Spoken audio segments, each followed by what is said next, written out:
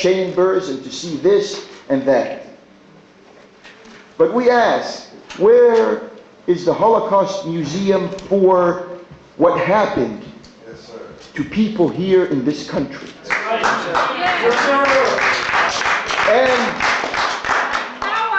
And those officials who are in Congress or in City Hall or in local government or state government or the federal government who come from the African American community, this issue should be channeled towards them in a public manner, to have them respond, to let everyone else see how they feel about this issue. How many of them are in Congress? What have they done? How many of these Jews who owe their loyalty and their fealty and their allegiance to Israel, look what they have done for the Jewish people. The brother brought up the word reparations. Why isn't this word circulating from one corner, from one quarter, from one county, from one state to the other in this land?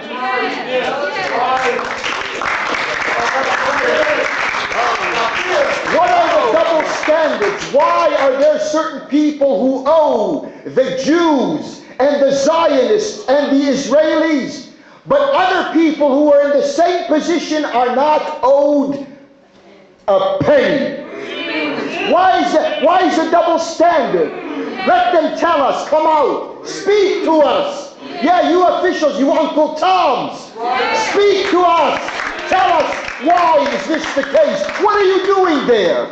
What have you been doing there all of these years? Justify yourself. Do you represent? Who do you represent? Tell us, who are you representing? And then let us listen to them. Give them the freedom. They say this is life. Okay, you have all the freedom in the world. Talk to us. Respond, reply, answer our concerns.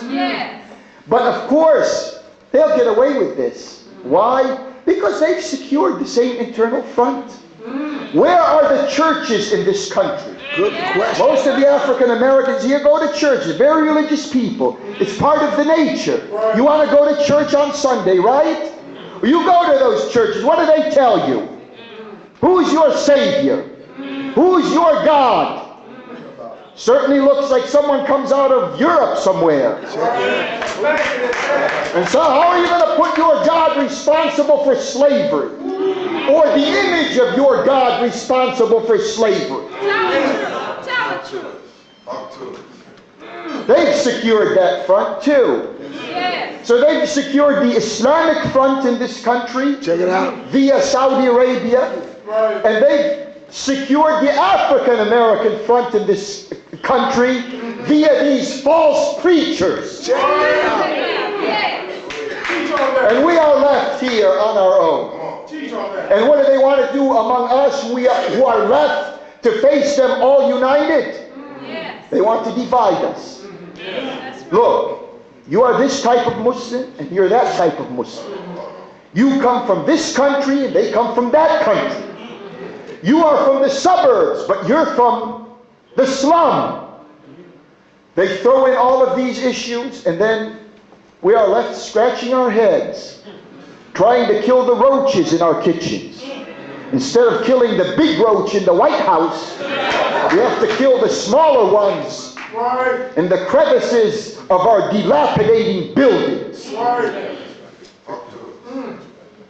These are the type of figures who are coming out and saying there's an axis of evil in this world. And you look at these countries. Look at the countries they're talking about. They're talking about Iran, they're talking about Iraq, and they're talking about North Korea. Now this axis of evil, I don't know if this information has gotten out enough, but the person who coined this word was a journalist who is one of the speechwriters in the White House.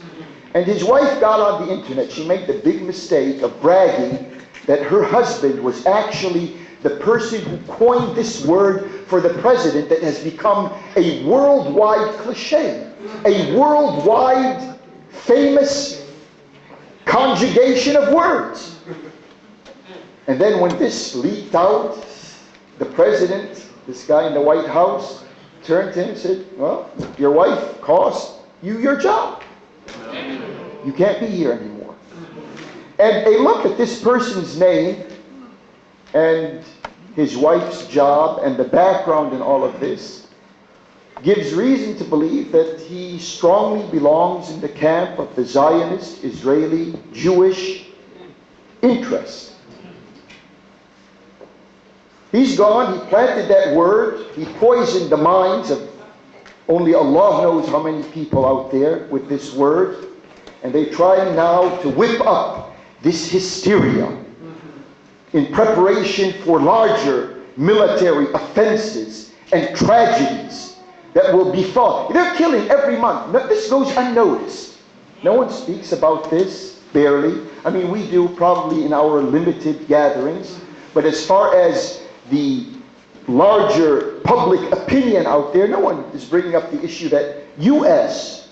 policy has been systematic for the past at least 10 years, killing at least, according to their own numbers, how many children in Iraq? Does anyone have a notion of how many children they're killing in Iraq every month? I mean, when you think about it, I always tell you they're killing 5,000 children in Iraq every month. Babies. Because the babies are not having food, the basic nutrition. They don't have medicine, basic medicine, over-the-counter type of things. They don't have it to give to their babies. So here you have a population, for the past 10 years, 120 months. Every month, 5,000 of them are disappearing. What are we speaking about here? I mean, this staggers the mind. Just for a moment, when you think about it in the privacy of your own thoughts. And who's responsible? They're not killed by acts of nature. These are killed by deliberate policies that were thought out, closely considered, and argued back and forth among the high-ranking people in the administration of this country, and then bounced around from Republican to Democratic and back to Republican administrations. There's no serious disagreement. Madeleine Albright said that it is worth it. Their policies, the ends that they are seeking, justifies this means. Right. If they are seeking to depopulate Iraq, which in the humble opinion of this person, that is their objective. They want Iraq, a depopulated land, because the Holy Land is overpopulated with the wrong people. The Palestinians, the Muslims, the Christians who are not Zionist Israeli Jews have become a demographic bomb that is ticking away in the West Bank, in Gaza, in pre-1967 Palestine, and they want to get rid of them. So how are they going to do this? They have to make room for them. So they've been making room for them. This is their policy. They've been making room for them, and they want to resettle them. Sharon's vision he calls it a vision. It's a murder policy, a genocidal policy. Has always been, the Palestinians, they have a homeland. But where's that homeland? It's east of the River Jordan. So they can cross, and if Jordan happens to be a desert, we know they're not going to be able, 2 million Palestinians are not going to be able to live in the desert. Okay. They can go a little further and settle in Iraq. And we've been preparing Iraq for their eventual arrival.